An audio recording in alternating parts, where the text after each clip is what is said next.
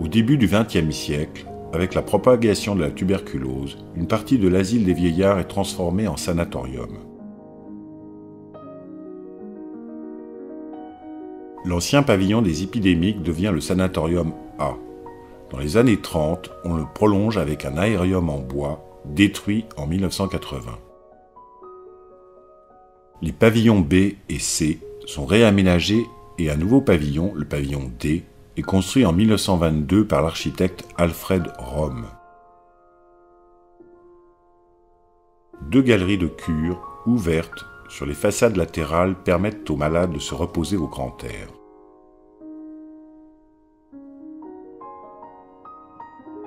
Cette photo aérienne, prise au début des années 60, donne une vue d'ensemble du site hospitalier.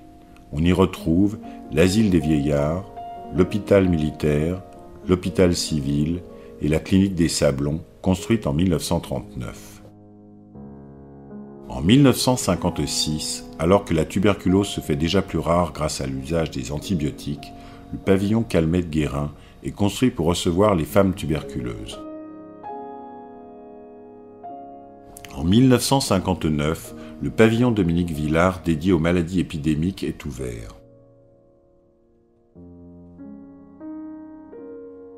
Ce sont les Jeux olympiques d'hiver, organisés à Grenoble en 1968, qui précipitent la mise en œuvre du plan directeur prévoyant l'augmentation de la capacité hospitalière de l'agglomération. L'hôpital Sud est construit en toute hâte, en pleine campagne, sur la commune d'Échirolles, pour assurer les urgences et l'orthopédie traumatologique. Inauguré le 6 janvier 1968, l'hôpital Sud est mis en service le 5 février, à la veille de la cérémonie d'ouverture des Jeux. La tour prévue dans le projet initial et visible sur la maquette ne sera finalement pas construite. À la Tronche, pour faciliter les liaisons entre les différents sites hospitaliers, un tunnel est ouvert dans les années 1960. Quelques années plus tard, il permet la liaison avec le nouvel hôpital monobloc des Sablons, dont la construction débute en 1970. Les travaux durent plus de 4 ans. Le projet prévoit l'édification d'une première tranche achevée en 1972, qui compte 9 niveaux, puis d'une seconde tranche de 15 niveaux, qui ne sera fonctionnelle qu'à partir de 1974.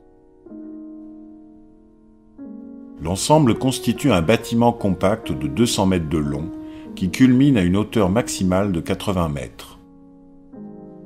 Entre ces murs sont réunis une vingtaine de services médicaux et chirurgicaux formant l'équipement hospitalier le plus moderne de France.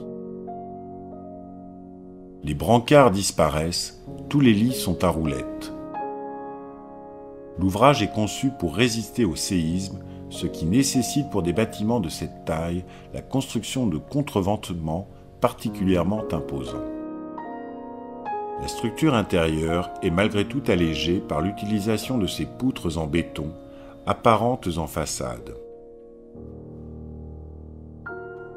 Certains se rappelleront la piste en colimaçon construite en 1973. Elle devait assurer l'accès aux services des urgences situés au premier étage de l'hôpital, mais cette infrastructure s'avéra très vite inadaptée. Elle fut détruite en 2007.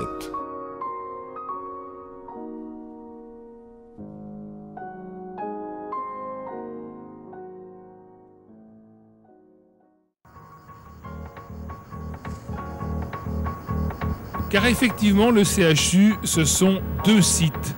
Le site nord, c'est-à-dire Michalon, et juste en face, l'hôpital de la Tronche. C'est le cœur historique de l'hôpital, avec désormais au centre un bâtiment moderne, l'hôpital couple-enfant qui regroupe les services de pédiatrie et de périnatalité. Le site sud est lui implanté à Échirolles, avec l'hôpital sud au bord de la rocade. Au total, près de 2000 lits, 7000 personnes travaillent ici, personnel hospitalier et administratif. Grenoble est le 10e CHU de France.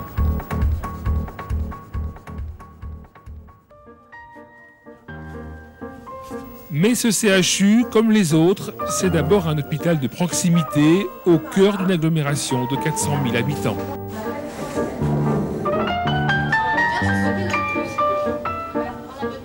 Infirmiers, brancardiers, kinés, psychologues, techniciens de laboratoire.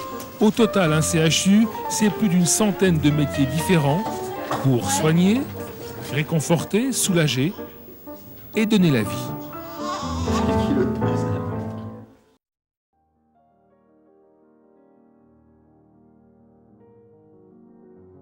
Aujourd'hui, l'investissement hospitalier est inscrit dans les plans Hôpital 2007 et Hôpital 2012 et préfigure l'hôpital de demain autour des sites nord et sud. Ces transformations architecturales et urbanistiques sont à la hauteur des enjeux de société que représente l'hôpital au service de la population de l'agglomération grenobloise et de la région Rhône-Alpes tout entière.